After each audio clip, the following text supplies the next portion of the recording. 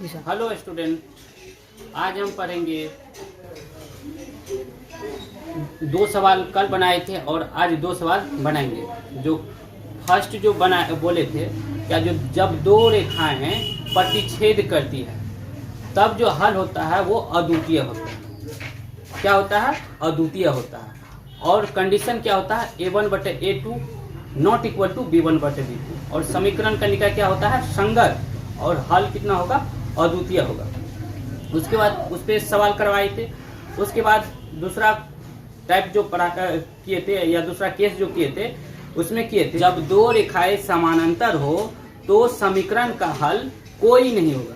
समीकरण का हल कोई नहीं होगा। और कंडीशन जो होता है a1/a2 बराबर b1/b2 not equal to c1/c2। उसी पे हम क्या किए, दो सवाल कल कराए थे और दो सवाल आज हम करा रहे हैं। तो चलिए देखते हैं उसमें क्या कौन सा सवाल है। तो सवाल है वह समीकरण जिसका कोई हल न हो। वह समीकरण जिसका कोई हल न हो। तो इसके लिए हम बताए थे a1/a2 बराबर b1/b2 not equal to c1/c2।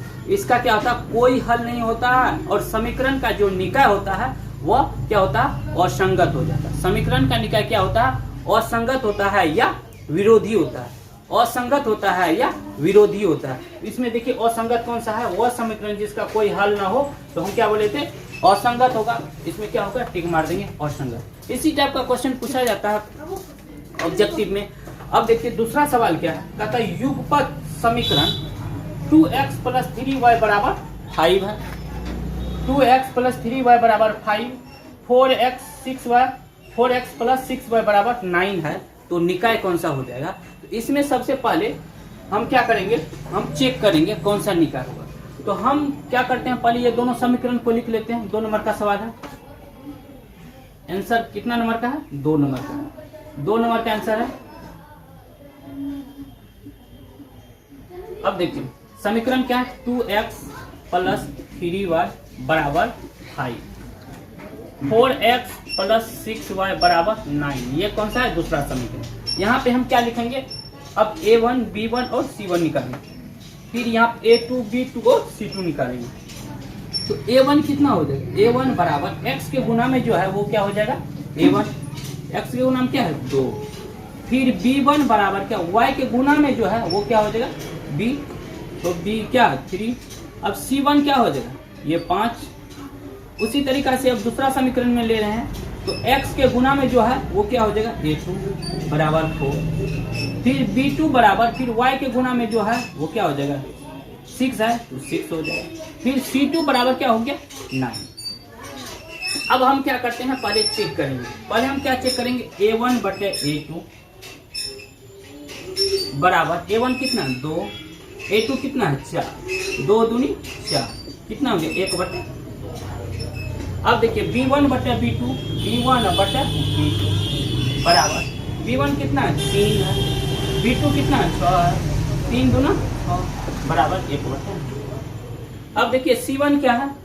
c1/c2। c1 कितना? 5 है, c2 कितना है? 9 है। क्या है? b1/b2 बराबर 1/2 आ गया। अब c1/c2 ज्ञात कर लेते हैं। c1/c2 बराबर c1 कितना है? 5 है, c2 कितना है? 9 है।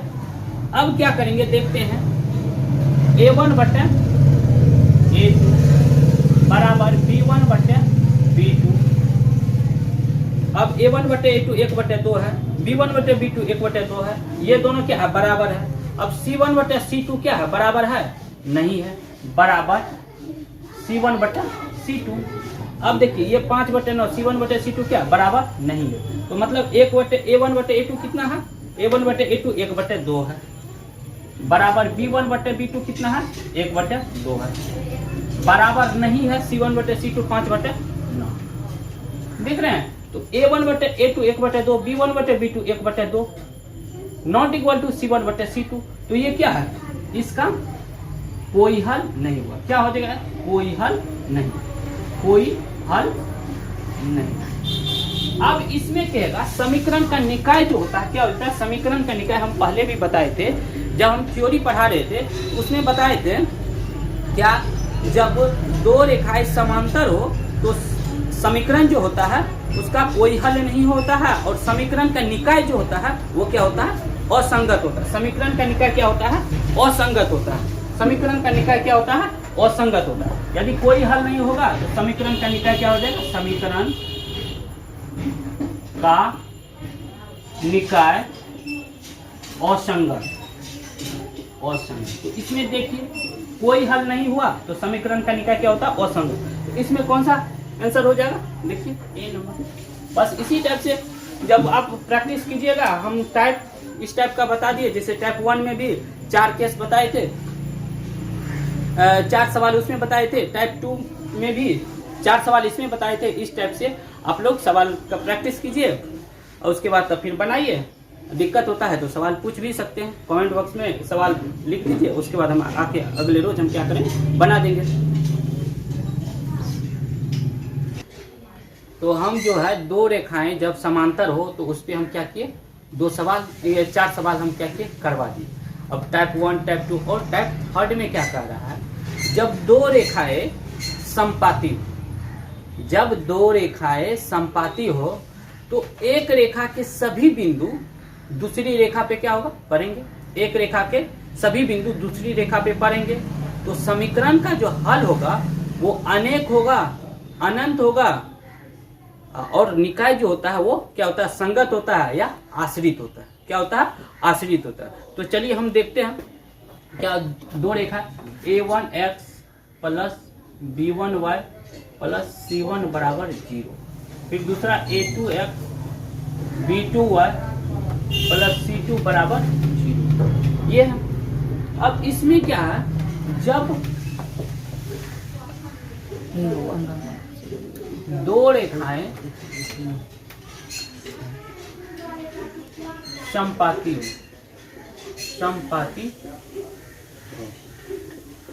तो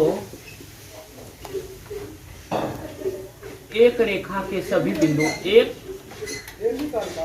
रेखा के सभी बिंदु दूसरी रेखा पर पड़ेंगे, और समीकरण का हल, समीकरण का हल अनेक या अनंत या अनगिनत और निकाय संगत या आश्रित होंगे,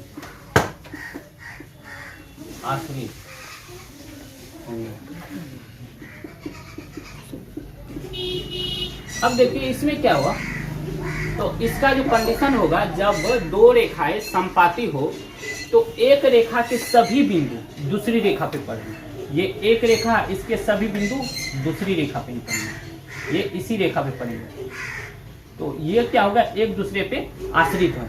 ये जो है जब दो रेखाएं समपाती हो तो एक रेखा दूसरे रेखा पे क्या होंगे, आश्रित होंगे, या दूसरे रेखा पहली रेखा पे क्या होंगे, आश्रित होंगे। और समीकरण का हल जो होगा वो अनेक होगा या अनंत। तो क्या होता है, जब दो रेखाएं समपाती हो तो एक रेखा के सभी बिंदु दूसरी रेखा पे पड़ेंगे, और समीकरण का हल अनेक या अनंत या अनगिनत, तीनों में से कुछ भी बोल सकते हैं, और निकाय जो होता है संगत या आश्रित होंगे।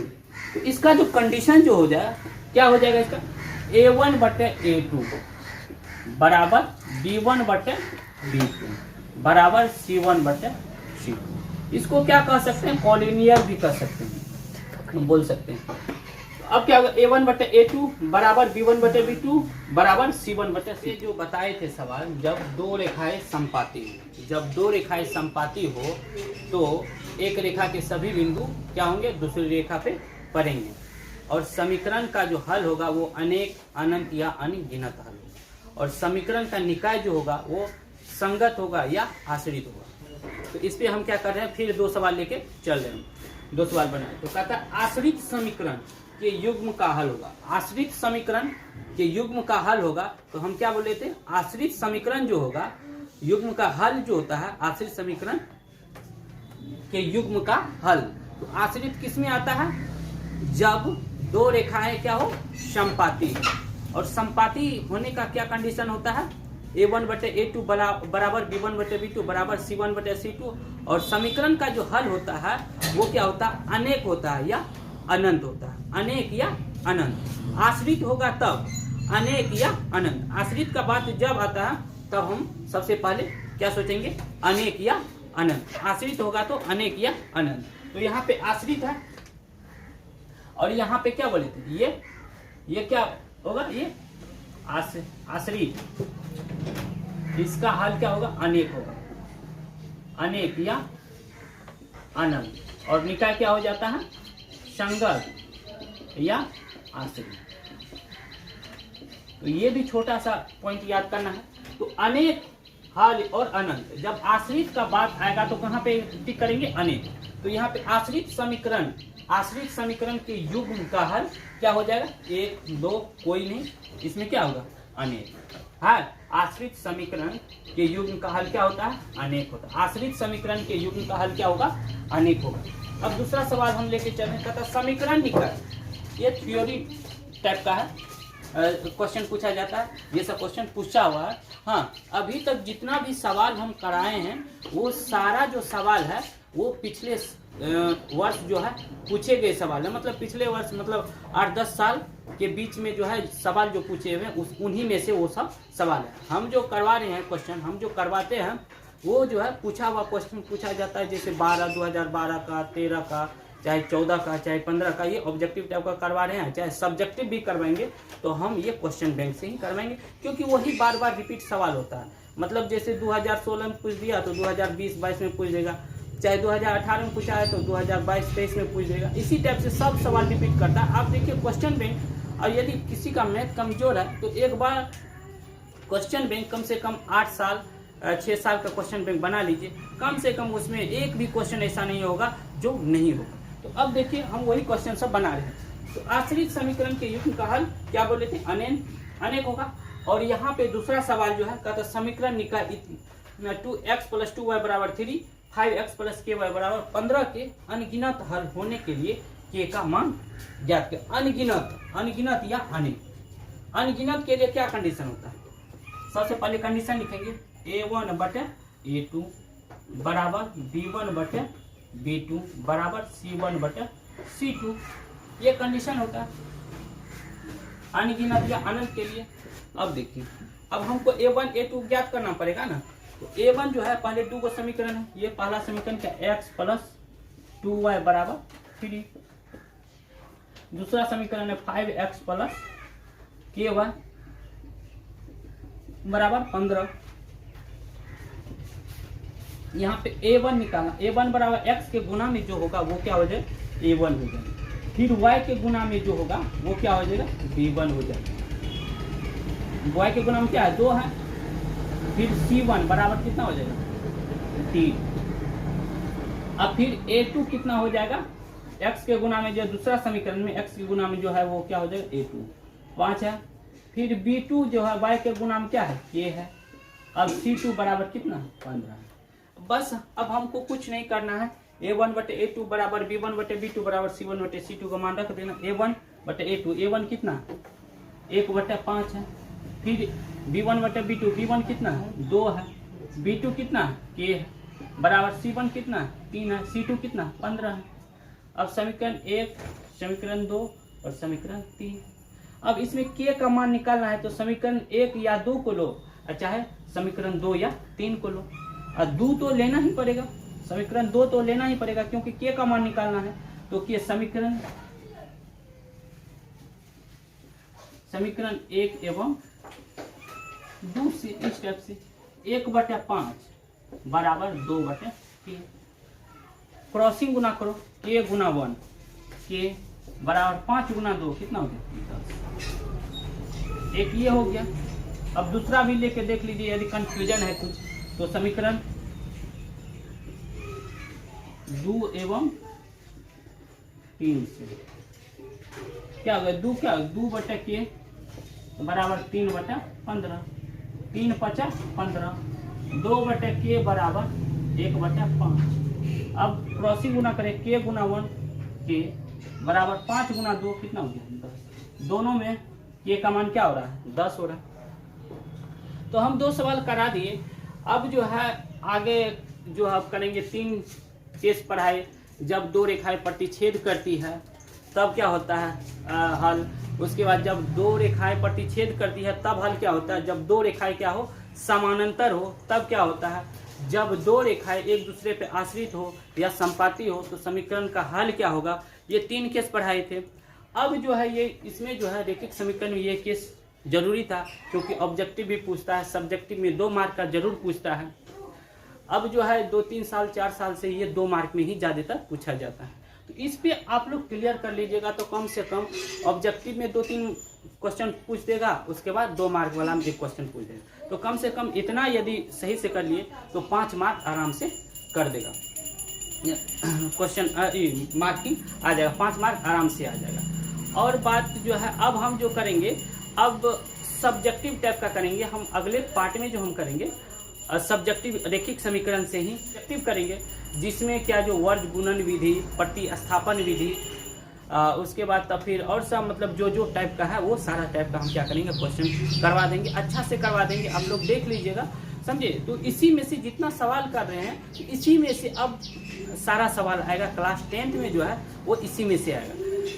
अब देखिए डिजिट चेंज होने का कोई बातें नहीं है। अब देख लीजिए यहाँ पे x के 2 के जगह 3 भी रख सकता है, 4 भी रख सकता है, डिजिट का कोई मतलब। लेकिन इतना टाइप का जो है आप प्रैक्टिस कर लीजिए। 4 को फर्स्ट केस में बताए, 4 को दूसरा में, 4 को तीसरा में, 4 या 12 क्वेश्चन। ये 12 क्वेश्चन सही से आप यदि समझ लिए और सही से बना लिए तो रैखिक समीकरण में कहीं कोई हल कहीं कोई दिक्कत नहीं होगी। तो अब देखिए जब इतना अब लगातार बने हुए रहिएगा। हम क्या करेंगे पूरा क्रैश कोर्स हम कंप्लीट करेंगे, पूरा क्रैश कोर्स पढ़ाएंगे जो जितना भी होता है। फरवरी में एग्जाम होता है तो फरवरी में जो है पूरा कंप्लीट कर देंगे। 1 फरवरी में 1-2 फरवरी तक में हम क्या करेंगे कंप्लीट कर देंगे। और सारा क्वेश्चन वहीं से देख लीजिएगा, आप सही से देख लीजिए, समझे। हम और क्या ला रहे हैं तो इसमें जो है हम फिजिक्स का जो है हो सके तो संडे कम से कम हम 10 से 15 क्वेश्चन ऑब्जेक्टिव क्वेश्चन क्या करेंगे जो पूछने वाला है। जैसे एमबीडी चाहे बीबीडी में जो ऑब्जेक्टिव क्वेश्चन है वो हम क्या करेंगे डिस्कस करेंगे। मेन चीज़ है ऑब्जेक्टिव यदि समझ में आ गया तो बहुत सारा चीज़ क्या हो जाएगा क्लियर हो जाएगा। तो देखते हैं आगे क्या होता है। आगे हम लाते हैं फिजिक्स का भी ऑब्जेक्टिव लाएंगे और आप लोग देखिएगा। और यदि अच्छा सही से समझ में आया होगा, चाहे कुछ मतलब अच्छा लगा होगा वीडियो, तो आप सब्सक्राइब कीजिए, उसके बाद लाइक कीजिए, उसके बाद तब फिर शेयर कीजिए। थोड़ा मतलब सब्सक्राइब सब बढ़ाइए, तब हमको भी अच्छा लगेगा पढ़ने में। और सारा चीज़ लाएंगे, जैसे सारा सब्जेक्ट है, केमिस्ट्री का भी तब लाएंगे, फिजिक्स का भी लाएंगे, उसके बाद मैथ का ला ही रहे हैं। फिजिक्स में भी आप लोग को देंगे कुछ ऑब्जेक्टिव सब लाके, जो कि ऐसा होगा क्या जो हाँ ऑब्जेक्टिव वहाँ पे एग्जाम में पूछ देगा। मेन चीज़ ऑब्जेक्टिव को साधारण नहीं लेना, 50 मार्क का ऑब्जेक्टिव पूछता है तो ऑब्जेक्टिव पे कुछ ज़्यादा ध्यान देना है। Thank you.